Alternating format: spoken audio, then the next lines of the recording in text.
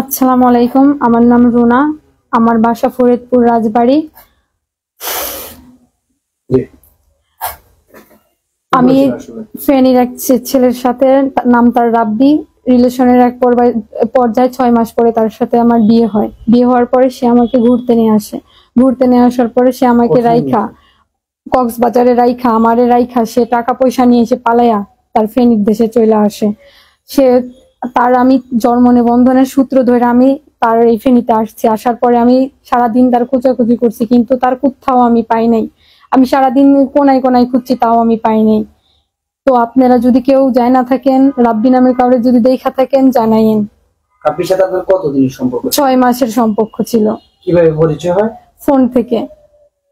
WhatsApp বা imo, Facebook কিছু না, ইসের থেকে হয়েছে, হোয়াটসঅ্যাপ থেকে। আমি কোনো ফেসবুক চালাই না। বিয়ে কবে হয় আপনাদের? বিয়ে 2 মাস হয়েছে বিয়ে হয়েছে। কোথায় বিয়ে করেছেন? ফেনীতে। কোথায় বিয়ে করেছেন? ফেনীতে আমি চিনি না। এরপরে বিয়ে আমি কোথাও চিনি না, বুঝছেন? আমাকে বলেন, বিয়ের পরে আপনারা কোথায় গেছেন? আমরা তারপরে কক্সবাজার গেছি। কত তারিখে গিয়েছেন? কয়দিন আগে? আমারে চলে গেছে। কক্সবাজার থেকে সে অন্যদিকে চলে? হ্যাঁ, সে অন্যদিকে চলে গেছে আমার টাকা পয়সা নিয়ে। কত টাকা নিয়েছে? 77। কিসের টাকা ছিল? এত টাকা কই পাইছেন? আমার স্বর্ণের গহনা ছিল, আমি সেগুলো বিক্রি করছি। ওগুলো আমার আব্বু, সে বিদেশ থাকে, আমার সেখান থেকে দিছে। আমি সেটা ওর সাথে আইসা আমি বিক্রি করে দিছি। দেওয়ার পরে ও ওই টাকা নিয়া রাতে পালাইয়া যায় আমার রাইখা একলা। কিছু বলে না আপনাকে যাওয়ার সময়? না, সে আমাকে কিছুই বলেনি। চলে যাওয়ার পরে ওর ফ্রেন্ড, আমি অনেকবার কল দেওয়ার পর ওর ফ্রেন্ড কল ধরছে। ধরার পরে বলে যে হচ্ছে গেন ও যাইতে পারবে না, আপনি চলে যান। তখন আমি তার পাও 2টা জড়াই ধরে বলছি যে দেখেন, আমি একটা মেয়ে, আমি কোথায় যাবো? আমি কোথাও চিনি না। ও জানে যে আমি কোথাও চিনি না। সেটা বলার পরেও সে বলে না যে হচ্ছে গেন ও আমার কাছে আছে। আমি পাও ফোনের মধ্যে জড়াই ধরতেছি যে একবার দেন, আমি শুধু তার সাথে কথা বলবো। কি কারণে চলে গেল, কি ইসেতে চলে গেল? সে আমার একটা টাকাও দিয়ে যায়নি, সব টাকা নিয়ে চলে গেছে। পরে আমি ওর জন্ম নিবন্ধন থেকে আমি খোঁজ পেয়া, আমি ওই কক্সবাজার থেকে আসার পরে আমি সারাদিন এই ফেনীতে ওর খুঁজছি। ওর কোনো খোঁজ মেলে না, ওর কোনো পরিচয় ঠিকভাবে ও দেয়নি।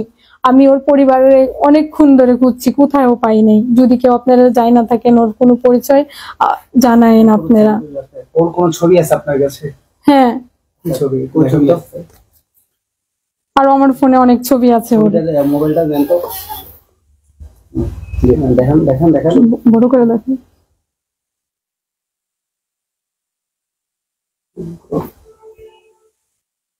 ছবিটা একটু বড় করেন, একটা মধ্যে টাচ করেন। আচ্ছা, আরেকটা বিষয় হচ্ছে যে আপনি যে এখন ফেনীতে আসছেন, আপনার দাবি কি এখন এই মুহূর্তে? আমার দাবি, ও যদি আমাকে বিয়ে করছে, ও যদি আমাকে মাইনা নেয়, আমার এই সমাজ তো কখনোই মাইনা নেবে না। আর আমার বাড়ির জন্য আমার বাবা মা সবাই এখন আমাকে মানতেছে না, কেউ মানতেছে না। যদি কেউ না মাইনা নেয়, আমার জীবনের কোনো নিশ্চয়তা আছে? আমি একটা মেয়ে মানুষ, আমি কোথায় যাব? রাব্বির সাথে লাস্ট কি কথা হয়েছিল আপনার?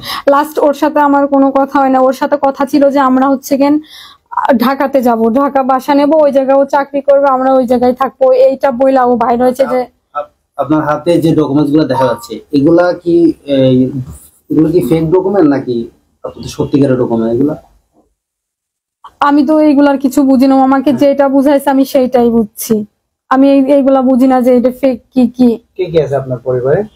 আমার পরিবারে আমার বাবা, আমার মা, আমার ভাইয়া আর আমার আপু। ওনাদেরকে কি বলছেন? কি বলে বের হয়েছেন? ওনাদেরকে বলছি হচ্ছে ডাক্তারের বলা। কোন ক্লাসে পড়েন আপনি? ক্লাস 10-এ। ক্লাস 10-এ পড়েন। আচ্ছা। এখন হচ্ছে যে এখন যদি আপনি রাব্বিকে খোঁজার চেষ্টা করেছেন বা প্রশাসন কারো সহায়তা চেয়েছেন, যদি রাব্বিকে খুঁজে না পান, তাহলে আপনি কি করবেন আসলে এই মুহূর্তে? এই মুহূর্তে আমার মৃত্যু ছাড়া আর কিছুই না।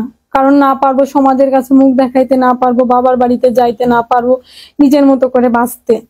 আমি তো একটা মেয়ে মানুষ, আমি তো আর ছেলে না যে যখন যেটা ইচ্ছা সেটা করতে পারবো। রাব্বির সাথে আপনার কোনো ছবি নেই? না, ওর সাথে মাত্র 2 দিন আমি ছিলাম, এর মাঝে কোনো ছবি তোলা হয় নাই ওর সাথে আমার। এমনি ওর নিজের ছবি আছে।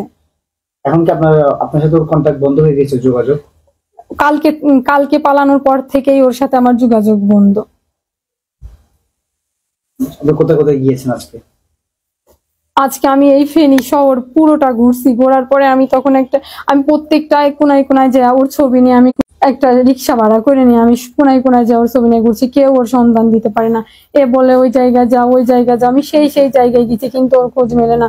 পরে আমি এই ফেনী মেন শহরে এসে একটা ভাইয়ারের ছবি দেখাইলাম, পরে ও আপনাদের খোঁজ দিল। আপনার কি কি নিয়ে গেছে টোটাল? আমার স্বর্ণের গহনা ছিল, ওইগুলো বিক্রি করে যা টাকা হয়েছে ও সব নিয়ে চলে গেছে। কত টাকা ছিল মানে? 77।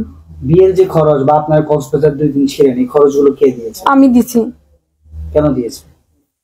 বিশ্বাস করছি যে ওর কোনো টাকা পয়সা নাই, ও বলছে যে আমার কোনো টাকা পয়সা নাই, ও এইগুলা বলছে। পরে আমি বলছি থাক, লাগবে না তোমার টাকা পয়সা।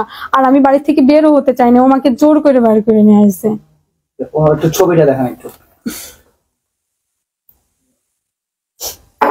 দর্শক দেখতে পাচ্ছেন ঢাকার রাজবাড়ী থেকে এক মাদ্রাসার শিক্ষার্থী দীর্ঘদিনের প্রেমের সম্পর্কে তারা বিয়ে করে এবং সেখানে একটি কোর্ট ম্যারেজের যে বিবাহ বন্ধক সেটি দেখা যাচ্ছে। এবং সেখানেও কিন্তু এই যে ফেনীর যুবক যিনি পরিচয় দিয়েছেন ফেনীর যুবক হিসেবে রাব্বি, তার যে জন্ম যে সালটি সেটি নিয়েও কিন্তু ঘুরিমুষি করা হয়েছে। এবং এই যে তরুণী রয়েছেন রুনা আক্তার, তার সাথে তার যে যোগাযোগ সেটি কিন্তু তিনি বন্ধ করে দিয়েছেন। এই মুহূর্তে তরুণী ফেনী শহরের যত্রতত্র ঘুরছে এবং ঊর্ধ্বতন যারা রয়েছেন প্রশাসনের সহায়তা কামনা করছেন যাতে সংশ্লিষ্ট কেউ তার পরিচয় পায়, কিংবা এই যে তরুণী ঠিক ঢাকা থেকে বিয়ের দাবি নিয়ে ফেনীতে ছুটে এসেছে তার যে দাবি এবং তার যে অধিকার সেটি পাওয়ার জন্য, অবশ্যই এই লাইভটি শেয়ার করে যে রাব্বিকে তিনি ফেনীর যুবক হিসেবে পরিচয় করে দিয়েছে এবং তার স্বামী হিসেবে পরিচয় করে দিয়েছেন, কেউ যদি তাকে চিনে থাকেন অবশ্যই লাইভটি শেয়ার করে